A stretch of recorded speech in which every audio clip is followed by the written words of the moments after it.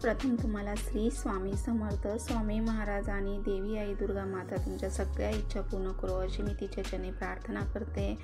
तर इथे मी नित्यसेवा नित्यपूजा केलेली आहे आणि देवी आई दुर्गा माता मला साक्षात प्रकट झालेले आहे। तर कसे तर हे तुम्हाला व्हिडिओमध्ये पाहायला मिळेलच, त्यामुळे व्हिडिओ हा शेवटपर्यंत नक्की बघा।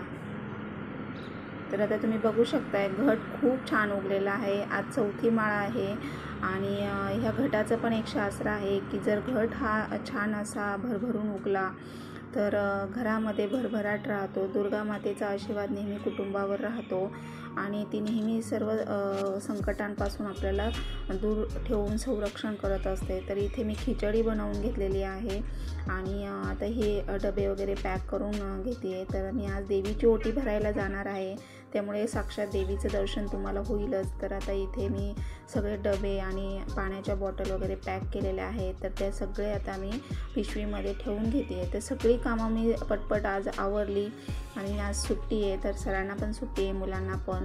तर आज विचार केला की सगळं पटपट आवरून देवीचं दर्शन ओटी भरायला जावं आणि तसेच ओटी भरून आल्यानंतर मला पारायणाला सुद्धा बसायचं आहे, कारण सगळी कामं पटपट मी आवरून घेते। आणि पारायणासाठी तुम्हाला माहीतच आहे, मी कालच्या व्हिडिओमध्ये सांगितलेलंच आहे, 2 ते 2.5 तास पारायणासाठी लागतात। एकदा बसलं तर मग उठायचं नसतं, त्यामुळे मग आता मी सगळं बाहेर जाऊन दर्शन घेऊन येणार आणि नंतर मग संध्याकाळच्या वेळेला मी पारायणाला बसणार आहे।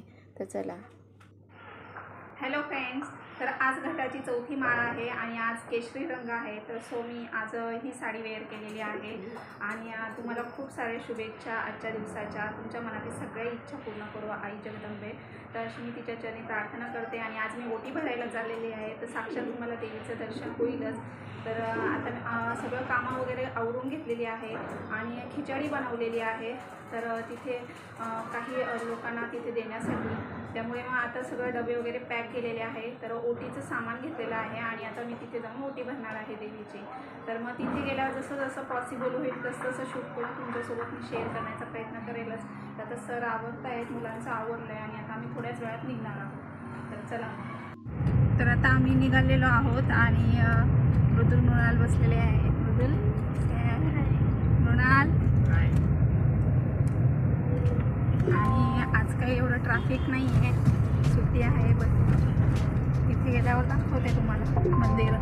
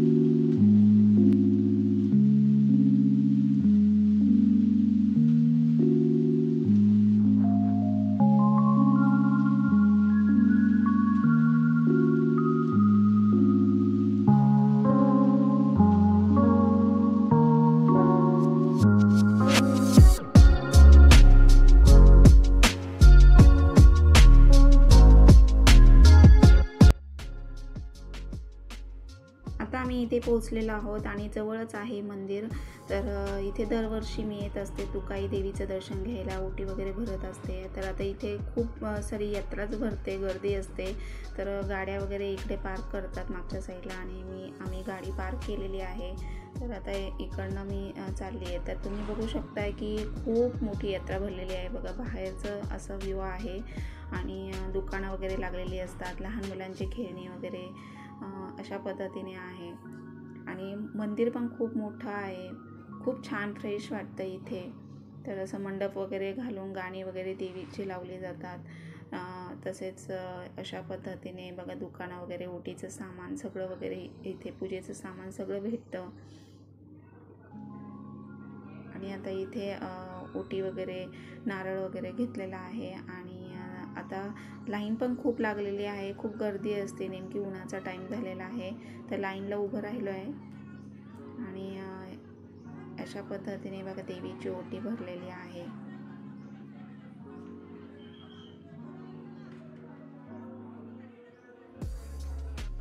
आणि आतमध्ये फोटो किंवा कॅमेरा अलाउड नव्हता, त्यामुळे गाभाऱ्यातील मला शूट करता आलं नाही. आणि मग जी खिचडी वगैरे बनवून आणली होती, तर ते असं आजी बाबा लोकांना इथे बसलेले असतात उन्हातानामध्ये भुकेलेले, तर त्यांना मी अशी देत आहे.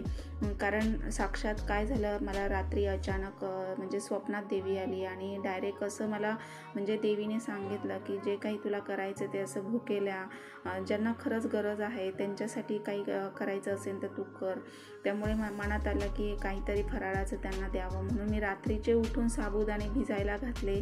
आणि जे माझ्याकडे काही असे डबे होते, तर ते डबे मी स्वच्छ घासले, सुकवले आणि मग त्यामध्ये पॅक केलं. कारण वेळ पण एवढा नव्हता माझ्याकडे आणि ठरवून असं काही केलेलं नाही आहे मी.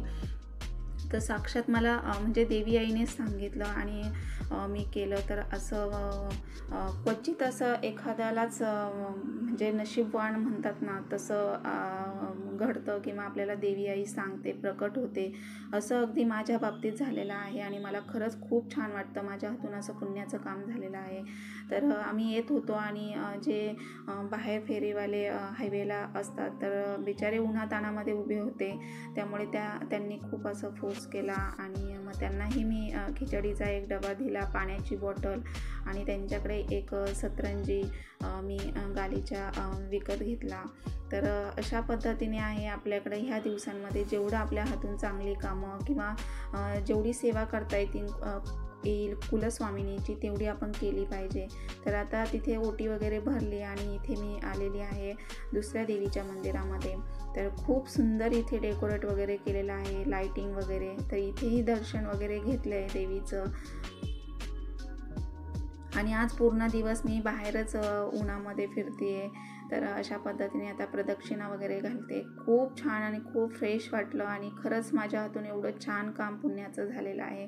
मला खूप बरं वाटतं. मी दरवर्षी फराळासाठी सवाष्ण बोलवत असते, परंतु आता कसं इथे मला प्रत्यक्षात देवीने असं सांगितल्यामुळे मी फराळासाठी बनवलं. आणि मग असं मी बाबा आजी लोकांना, ज्यांना खरंच जे भुकेले आहेत, ज्यांचा खरंच उपवास घडतो आहे, अशा लोकांना मी आज दिलेला आहे. आणि माझ्या हातून एवढं छान पुण्याचं काम झालं आहे, मला खूप बरं वाटतं आहे. तर आता इथे पण बघा शनीची शीळ वगैरे आहे आणि इथे दर्शन घेतलं. महादेवाचं मंदिर आहे, खूप मोठं मंदिर आहे इथे, पद्मावती मंदिर म्हणून. तर इथे महादेवाचं मंदिर आहे आणि इथेही दर्शन घेतलं. तर नंदी, आणि बोलतात नंदीच्या कानात आपली इच्छा बोलल्याने पूर्ण होते. तर इथे मी नंदीच्या कानामध्ये बोललेली आहे आणि खरंच एवढं छान आतून फ्रेश वाटते. आणि ह्या नवरात्रीच्या 9 दिवसांमध्ये आपल्या हातून जेवढं पुण्याचं काम किंवा आपण जेवढं चांगल्या मनाने राहू, त्याचं फळ आपल्यालाच मिळतं. तिथे महादेवाची पिंड आहे बघा. आणि नेहमी आपलं देव म्हणजे आपण जेवढं देवाचं करू तेवढं आपल्यासाठी, आपल्या कुटुंबासाठी चांगलं आहे. आपल्याला अडीअडचणीतून दूर ठेवते देवी आई, पुन्हा संरक्षण करते. छोट्या छोट्या गोष्टींमध्ये आपल्यासाठी धावून येते अडचणीच्या वेळी. तर अशा पद्धतीने आहे. आणि आता मी दर्शन वगैरे घेऊन घरी आलेली आहे. तर खूप दिवसभरामध्ये उन्हामध्ये थकलेली होती. जवळजवळ 15-20 डबे मी बनवले खिचडी आणि त्यांना देऊन आलेली आहे. तर आता 2 सवाष्ण मी बोलवलेल्या आहेत घरी, मैत्रिणी.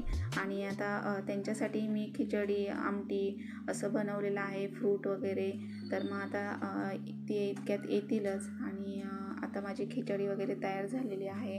तर दिवसभर साडीमध्ये सवय तर नाही आहे, पण नवरात्रीमध्ये आता मी रोज साडी घालते कलर वाईज. आणि पारायण करायचं म्हटलं तर सवाष्णीचा लूक करूनच पारायण करायचं असतं. साडी, हातात बांगडी, कपाळाला कुंकू, तर हे सगळं वेअर करूनच आपण पारायण किंवा देवीची पूजा करायची असते. कुठल्याही मंदिरात जाताना अशा पद्धतीने आपण गेलं पाहिजे.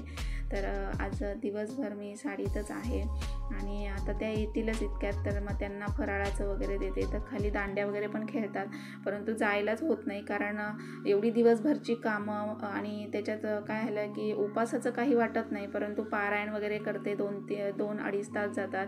त्यानंतर पुन्हा संध्याकाळचं जेवण वगैरे बनवायचं मुलांसाठी, सरांसाठी आणि माझ्यासाठी. तर फराळ मी काही फ्रूट वगैरे असेल तरी ते खाते.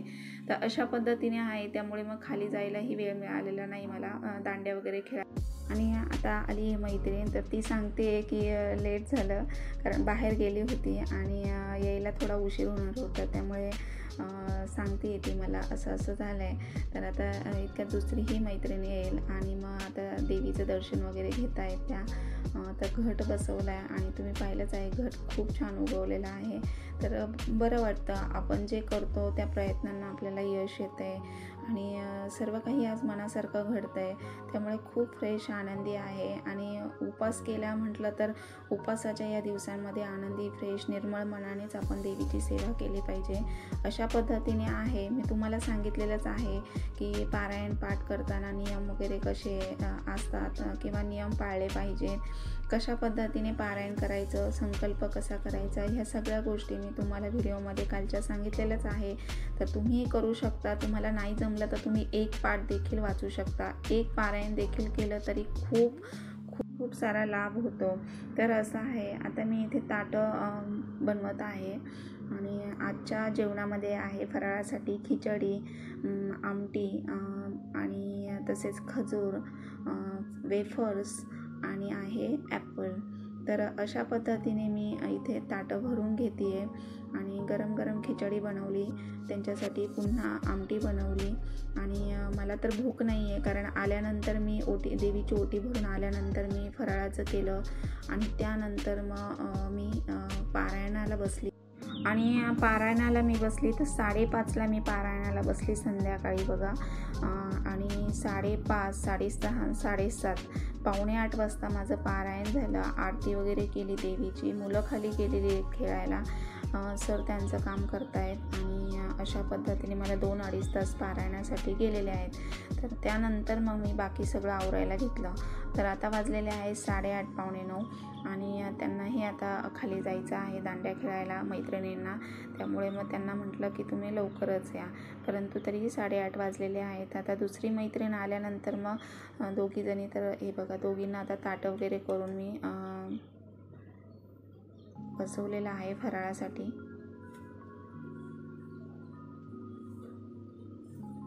तर आता फराळ वगैरे झालं त्यांचं आणि त्यानंतर मग आता त्यांची ओटी भरत आहे.